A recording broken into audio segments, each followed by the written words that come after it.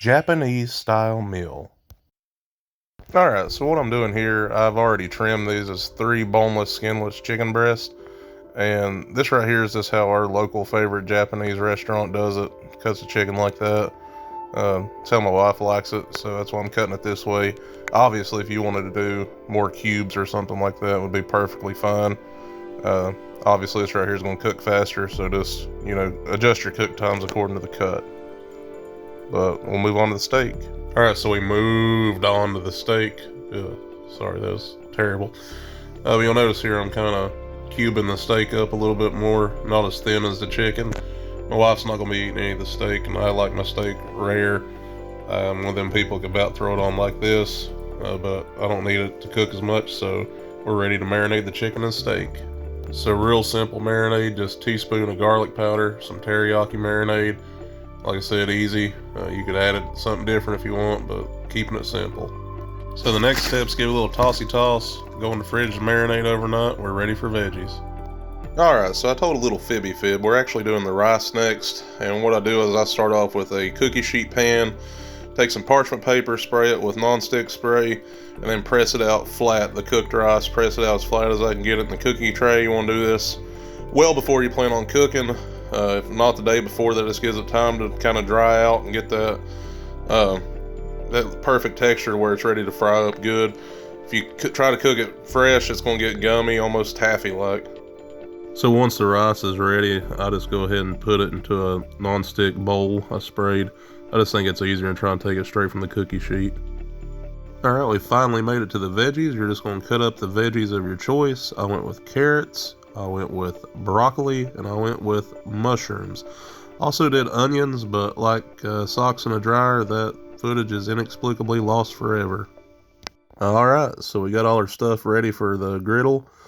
Separated the steak and the chicken. I got all the veggies together, but I'm going to separate them for the cook because obviously some of it's going to need longer cook times than others. I got my rice in the bowl and my teriyaki, and I got General Soy sauce just to give my part a little extra zip to it.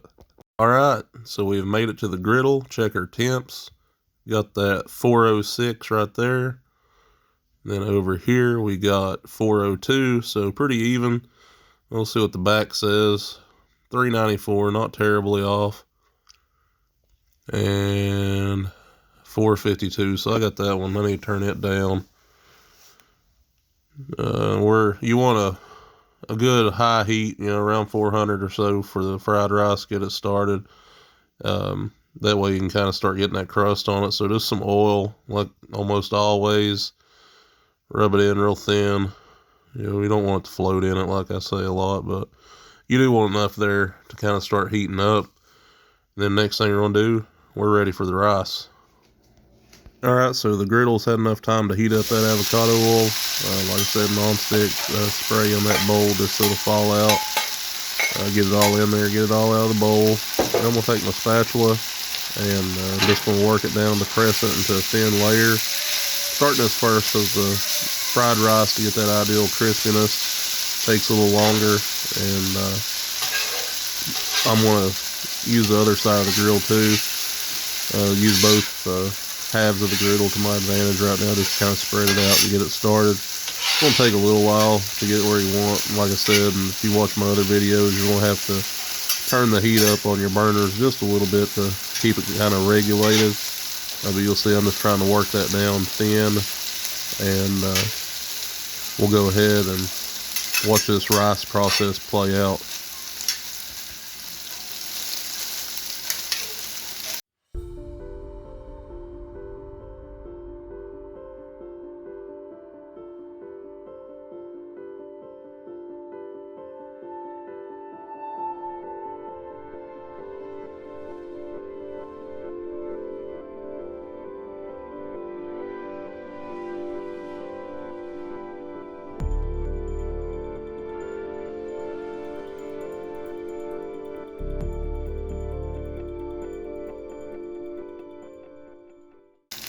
Alright, so you can see I kind of have worked the rice into 2 portions. Got some soy sauce I'm going to put on there just to kind of let it start getting acquainted with the rice. We'll put it on both sides. And, like I said, Right now you're wanting to build that crust on that rice, getting that crispy friedness. And you know me, I gotta have my garlic butter on it. So we'll put some garlic butter on both of them, kind of get a little flavor going. And ideally, right here, you want to use some toasted sesame oil, not just regular sesame oil, but toasted sesame oil. And you're going to see I don't use that because I went to the store to get that and some other items, and it's like someone got my shopping list before I made it that way and specifically hid everything I needed. But I had to work with what I had, so unfortunately no toasted sesame oil, but I'm going to try to work with the what I got here. So give it a little flip, starting to get a little bit of that crust on the bottom, which is what you're wanting. If you find it's not getting there, like I said, just kind of keep it pressing flat contact. You see the soy sauce is coming through. This really, not quite where I want it yet, but I'm gonna keep working with it. And like I said, it's not an exact science. Fried rice is one of the, I think, harder things to make on the grill, and I am far from average at it probably. But anyway, we'll just watch to see how it goes.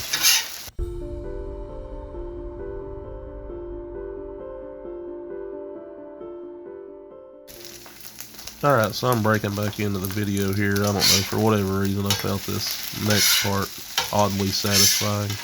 See, I'm starting to get more of that crust of soy sauce working in. If you really like the soy sauce, add a little bit more at this point. I decided to pile it up, and I don't know, this of course is not necessary, but I was wanting to work it on the 2 burners back there, and I decided that I was going to pat it down and kind of mold it. I don't know, like I said, it was weird, but I liked it. Maybe it don't look as cool on camera, but I thought it looked pretty cool in person.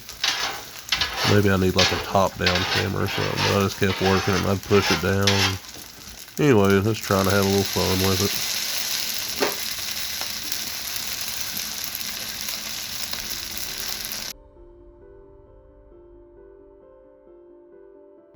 So I'm going to keep working on this fried rice here. But next, I know it's going to take my carrots a little longer than the other stuff to get going. So I'm going to go ahead and focus on my carrots and getting them started.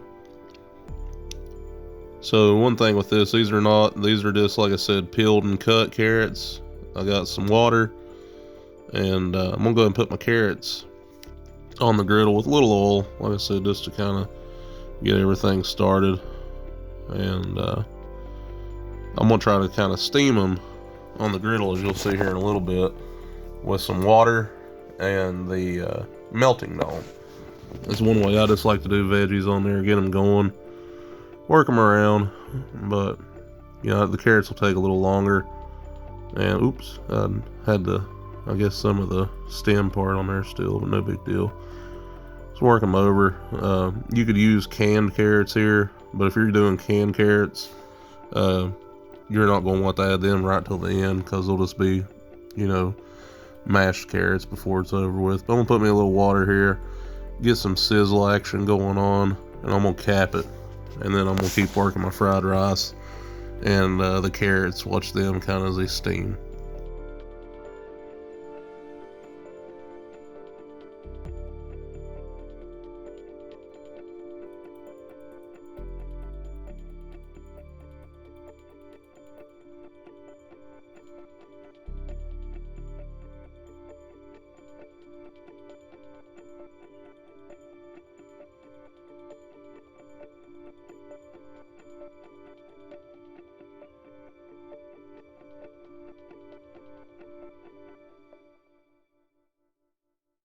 So you can see the carrots are, still cooking, but they've got a good start to them.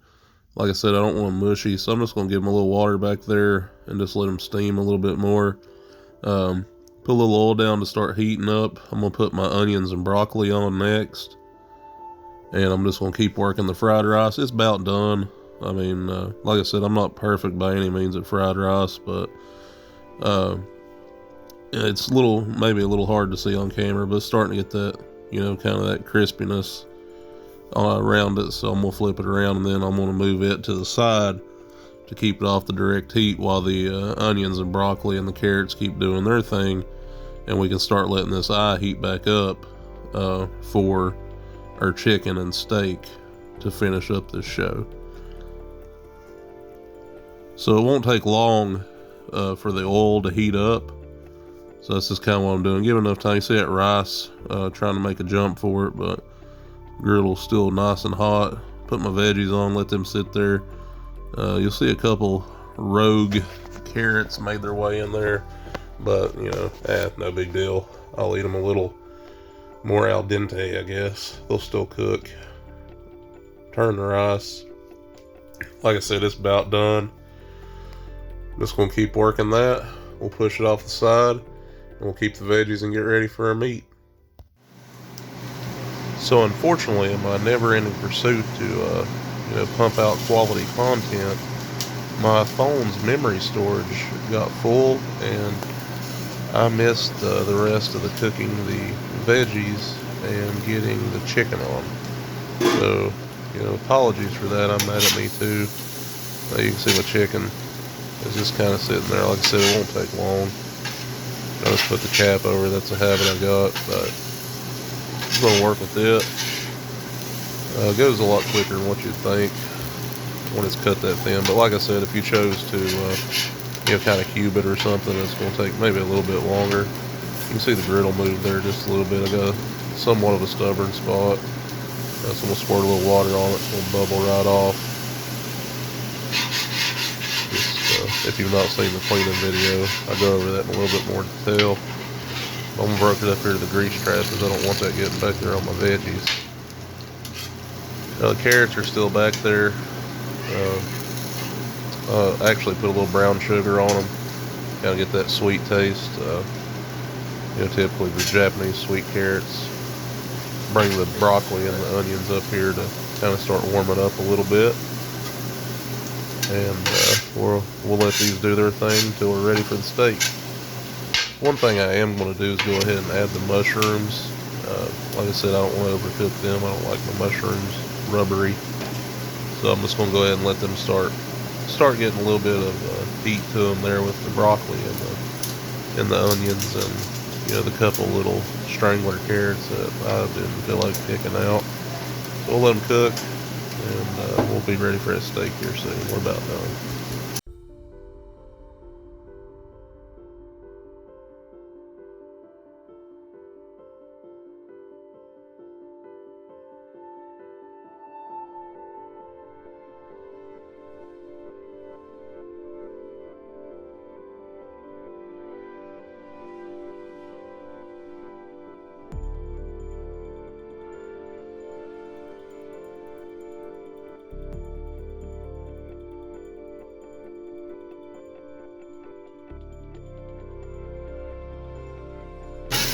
Alright, so all my wife wants with hers is just the sesame chicken and the carrots. I got a little rice, little carrots, and some chicken.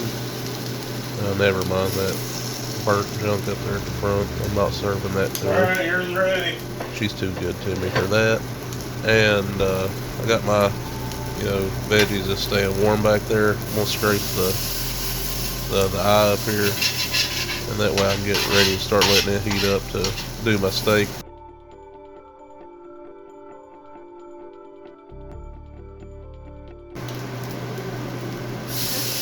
Finally ready for the steak. Just want to drop it on there. Like I said, give it a toss around. Put a little extra of the teriyaki on it. Oh no! Oh, that ruined the whole meal right there. But just keep it working. Try to power through the sadness here. And like I said, I'm going to add just a little bit of General Tso's of mine, but we'll let this cook and we'll plate it up and we'll go try this stuff out.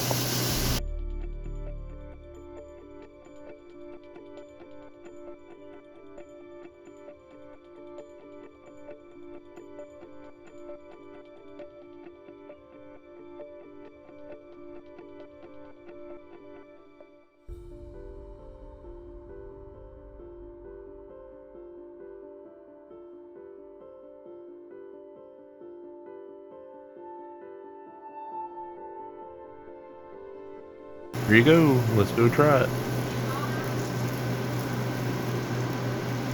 Nice save. So we're back at Garrett the Griddler's test table here, and I'm pleased with how it looks. There's a couple little setbacks, but overall, like I said, still learning out the Steelmade USA Griddle. I'm pretty pleased with how it turned out. It's hibachi, teppanyaki, whatever you want to call it, but I call it good regardless. So we're gonna take a bite and see how it goes.